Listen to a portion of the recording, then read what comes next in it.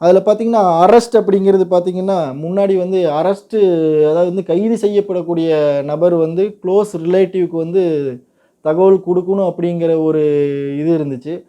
தற்பொழுதையுள்ள புதிய பிரிவில் பார்த்தீங்கன்னா, யாருக்கு வேணாலும் அவர் ஒரு இன்டிமேஷன் குடுத்துக்கலாம், அரெஸ்ட் பண்ணும்போது.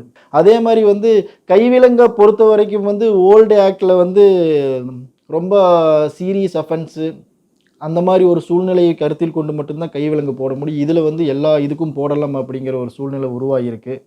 எஃப்ஐஆர் பத்தி பார்த்தோம்னா, அது கொஞ்சம் பெரிய டெவலப்மெண்ட்டா தெரியுது. எஃப்ஐஆர பொறுத்தவரைக்கும் எந்த ஜூரிஸ்டிக்ஷன்ல வேணா, யாரு வேணா, எங்கிருந்து வேணாலும் வந்து புகார குடுக்கலாம்.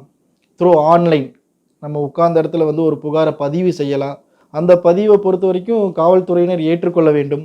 எஃப்ஐஆரின் நகலை வந்து புகார்தாரருக்கு கண்டிப்பாக கொடுக்க வேண்டும். இட் இஸ் மேண்டிட்டரி அப்படிங்கிறது வந்து இந்த புதிய சட்டத்தில் வந்து ஏற்படுத்தப்பட்டுள்ளது.